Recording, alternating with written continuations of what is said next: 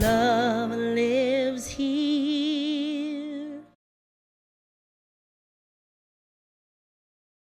So there's the picture there. The title today is "What Do You See?" Lyndon, can you throw it up for the folks at home too? It's "What Do You See?" Look at the little kitty. We're looking at the big tiger. Thinks he's a tiger right there, you know. So, yeah, that would be Poppy. Yeah, she thinks she's a great big wolf, and she's just this tiny itty bitty chihuahua. So, or the tiger thinks he's a cat. Well, there you go. I guess, you know. There you go, Stu. Really? You know? All right. It's all about perspective, right? Or the tiger thinks he's a cat. Okay, fine, whatever. Whatever, just be that way. Okay, yeah. So, all right. What am I trying to do? I'm trying to... There. All right. Very good. All right, so I had a blast in Austin last week. It was so good, so much fun. And the barbecue on the last day was so good. I was telling Earl, it was like the brisket. I'm sorry, vegans, just like plug your ears for a minute. The brisket was so melt in your mouth. And like you picked it up and it just laid across your finger. You don't need any sauce because good Texas barbecue, you don't need no sauce. I'm telling you, right? For those of you who may not know, I was born in Texas. And so we spent part of my young years. My first accent was a Texas drawl. And this took me back to my childhood, and the creamed corn. Oh, it was like corn and cream and sugar. Oh, it was so good. So, at any rate, I'm back. I came back because no amount of barbecue is going to keep me there. Just saying. Though if you got to go to Texas, Austin's not a bad place to go. So, the reason I went there, though, is if you read my email, you'd know. But the reason I went there is I went to a conference put on by my friend Amber Vilhauer. And this room was only about 30 people. And it was so curated. It was an amazing, you don't have to... You can turn around and face me. It's okay. You don't have to crick your neck. It's all right. But this room was highly curated, meaning that it was a room of only invitees. We came from all walks of life, all occupations, doctors, dentists. Was there a lawyer? Maybe a lawyer. Clergy, entrepreneurs, publishers, editors, authors. It was just this amazing group of people. And though we did not know each other at the beginning, we walked in, we didn't know each other. It was like we had known each other all our lives because Amber had put so much forethought and so much intention, and she had this great vision of how this room and how this event would look and who was invited and how we were all being invited to participate and show up. It was incredible. From minute one, it was hugs, not handshakes. It was collaboration, not competition. It was beautiful. We were living in this bubble for 13 plus hours a day. And even at the end of the day, even though we were exhausted, even though we've been spending time together, and I'm an extrovert, I was still tired. I was like, ooh, I reached my extrovert boundary. I was like, okay, I love you, and, right? But that I love you, and didn't come until like 2 o'clock when I was like nodding out, because we just couldn't keep talking anymore. It was an amazing group, right? And so what this is Amber had a vision, and she had focused attention, And she had this commitment to execute to beautiful, magnificent, skilled execution of her intention. And so what she was doing is she was creating the world that she wished to see. Because all of these people that she brought together are influencers in their own communities. And the purpose of bringing us together was so that we could get to know each other better, one another, so that we can then step into each other's communities, step into each other's spheres of influence, bringing our skill sets to somebody else's skill sets, bringing our assets to somebody else's assets, so that we may collectively, as a room of 30, do great and impactful work in the world. Pretty cool, huh? Well, guess what? Thank you. Yes! Thank you, Marianne. That's us too, right? What are we? We are a beautiful community with a clear vision, focused intention, who come together weekly in love, in power, in passion, to celebrate one another and to cooperate with one another, to collaborate with one another, not to be in competition with each other, but to collaborate with one another, to have a greater impact in the world. I was very, very lucky to be there and seeing that, but I am really lucky that that is not an anomaly, that is the way that we come together in this community weekly, daily even. How good does that feel? Right? It feels good to be able to intentionally create and co-create the world or the community that we want to live in, don't we? Doesn't it? Yes, it does. So, when we look in the mirror, what do we see? You're my people, so let's hear it. What do we see when we look in the mirror? Possibility. Love. A unique expression of God's love. Ooh, I like that. What else do we see? Wrinkles.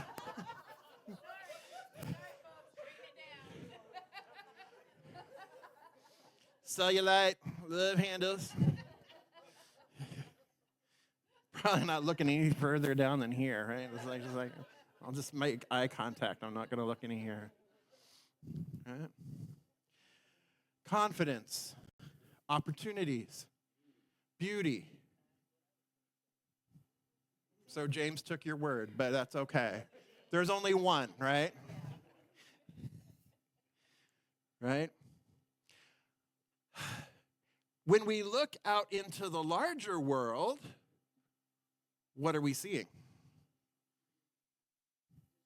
Ooh, there's a breath that took. I was like, I heard people like take a breath, and it was even a sigh. Like, discord, chaos, confusion, fear, reflections of our own shadow, competition, uncertainty, fix it, separation, determination, division, oppression, God embodied. All right. So all those words y'all just used, guess what? You can't see it if you don't got it. Because the world out there, the external out there, what we're seeing out there on the projection, on the screen, what we're seeing out in the world is a reflection of our internal world. Well, crap, Jeff, that bums me out. Right? That's not very nice. Right? But what I want to share with you around that is that, no, you're not doing it the same way that you're seeing it, right? But there is that piece within you. There's lots of chairs. Have a seat wherever you want. But there's that piece within you, right, that's there within you somewhere. It's showing up somehow, right? Separation is showing up somehow, right? Discord is showing up somehow in your life. That is a part of your life. It's part of your being. It's part of how you're operating or how you're moving in the world. Because if it weren't, you wouldn't be able to see it. Because you wouldn't be reflecting it, right? Now, it's not to the degree that we see on TV, right? It's not to the degree that we see it, but every little bit contributes one little drop. If each of us is a drop, right? And we're each like have our one drop of discord, right? Then we fill up maybe the bowl on the table. And then those collective bowls, right, then fill up a bucket, which then fills up more and more and more, so that one little drop that you're contributing helps to fill up the larger buckets. Were you with me? Right? So this is how the individual consciousness, the individual beliefs, right, contribute to the larger consciousness, the larger beliefs. So we say,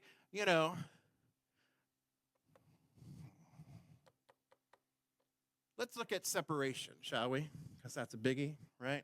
Things wouldn't be happening if people weren't feeling separate from themselves, separate from the one.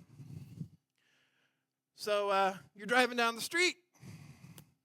Somebody cut you off. Are you feeling unified and loving with that person in that moment? No. The person in Costco is just standing there.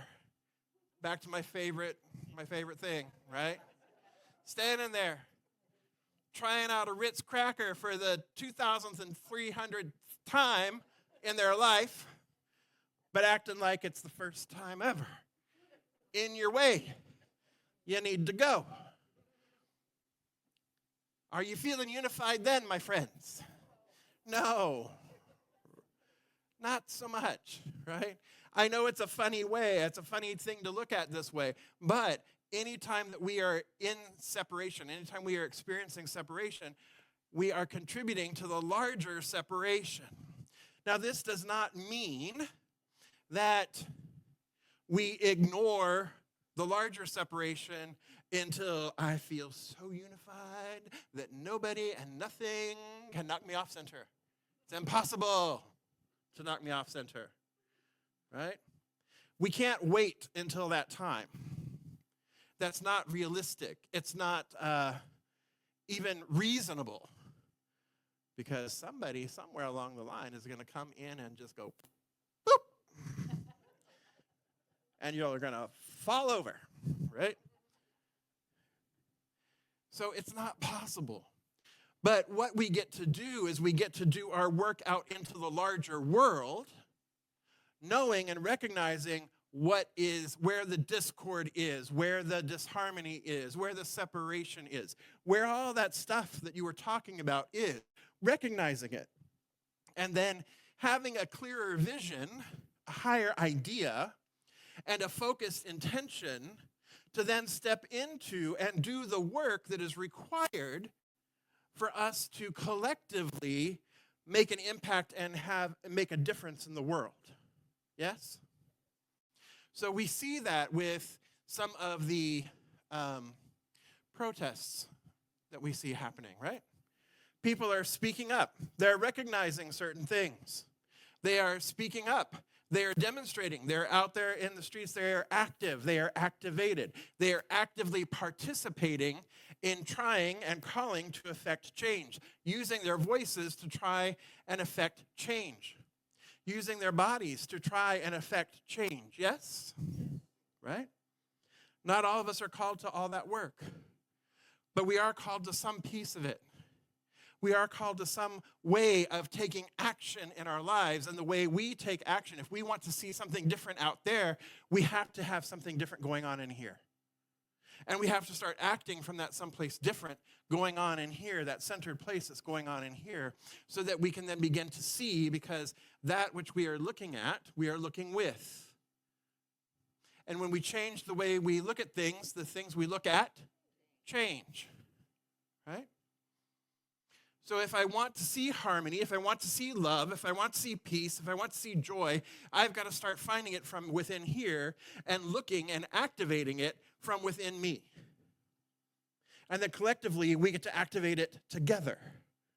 I get to enlist others in my vision.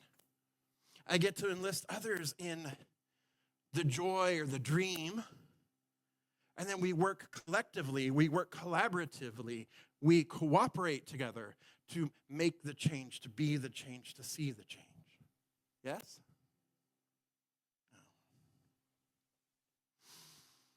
No. So again, the work is always here within. But it does not mean that we are excused from exterior work until we feel that we have done sufficient work here. One step at a time, one step at a time, one step at a time. Treat and move your feet, right? Faith without works is dead, right? If we don't treat and move our feet, if we don't act on our faith, if we don't participate in our faith, then faith itself is dead. In fact, as David Alexander says, faith without works isn't faith at all. Because faith requires that we step forward, that we lean into our values, that we lean into our vision, that we lean into our intention, that we lean into our attention, and we move forward. We move together. Make sense? Good to go? Know what you're thinking? Bring it on, Earl says. Bring it on. Jameson, how you doing? Good. All right. All right. So what I want to do right now is I want to break to tables. There are 3 questions on your tables. And these questions are oriented for you to look inside as well as share with your table mates. The questions you're going to be exploring this morning are, what do you want to experience in your life? And if you want to experience something, you have to make a new commitment to it. Because if you were truly committed to the life that you want to live, you'd already be living it. If we as a country were truly committed to the life that we wish to have, we would already be living it. So our underlying commitments have actually been holding us back. And our underlying commitments are extensions of our beliefs. So if we believe in separation, if we believe in duality, then we have a commitment to make sure that that continues. So you have the opportunity here today with your table of what new commitment will you make to align your experiences with that which you desire. Then what action will you take this week to anchor the new commitment? So you're making a new commitment to yourself. You're making a new commitment to see, to experience life better on the planet, life better in our country, life better in our community. That is what you're looking to commit to, looking to what is that you desire, what are you committing to, and what action are you going to take. Those are the conversations at the tables, and go.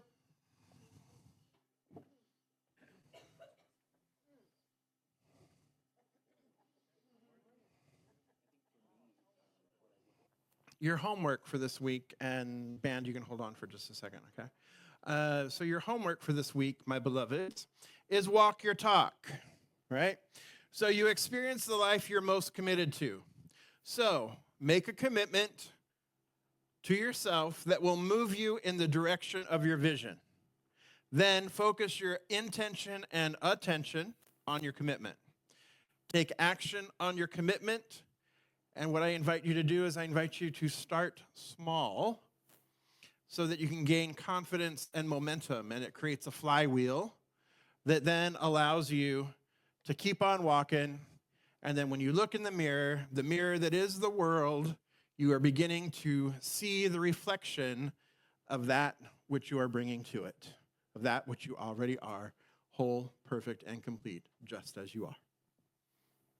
Can I get an amen? There we go. All right, so let's come together in consciousness. Let's come together in prayer. I invite you to close your eyes if you're comfortable in doing so. If not, just a soft gaze down the end of your nose is great. And so recognizing that there is just this one life, this one infinite power this one infinite presence that is life, that is love, that is joy, that is peace, that is harmony, that is the allness and the isness and the fullness that simply is the isness of the divine. I recognize that I am one with it, that it is the very who of who I am, that right where I am, the power and the presence of this one is. That I am a divine emanation and impartation of this one life, this one light. And I am committed to living it fully, wholly, and completely, and allowing it to live, move, breathe, and have its being in, through, and as me. For I have been put here as a divine emanation and impartation of this life. The power and the presence of this love is the very purpose, the very reason for my existence, for my being. And as I know that this is true of me, I know that this is true of everyone gathered here this day, that each one is one with the one, inseparable from it. Each one is a divine emanation and magnificent, glorious expression of this one life, this one love. And so I go forth this day, speaking this word, holding the vision of a world that works for everyone in all of creation, setting my focus, setting my intention there, looking and seeing how I too may create and co-create with the divine and with my fellow brothers, sisters, and siblings in this life, how that we may co-create together, intentionally, purposefully, a world that works for all of life. A world of love, a world of peace, a world of harmony, a world of joy, a world of beautiful, pure, magnificent, glorious expression. And I take action upon that. I just don't think about it. I take action upon that. I look for the micro ways, the small ways, the tiny ways that I can have impact, that I can make a difference, that I can be in alignment with the one, with this vision. And I recognize it is not me that does the work. It is the Spirit within me that empowers me, that emboldens me, that does the work through me. And in this, I give thanks. And I release this word now, letting it be. And so it is. So I invite everybody to stand. And let's say our affirmation together. I'll say it first, and you can say it after me. I am a reflection of love. Make me believe it. I am a reflection of love. Yes, something wonderful is happening through me right now. Is this thing called love. Love is in my mind. Love is in my body. Love is in everything I do. I am it. I share it. I receive it. And I move love forward because love lives here. Let's sing.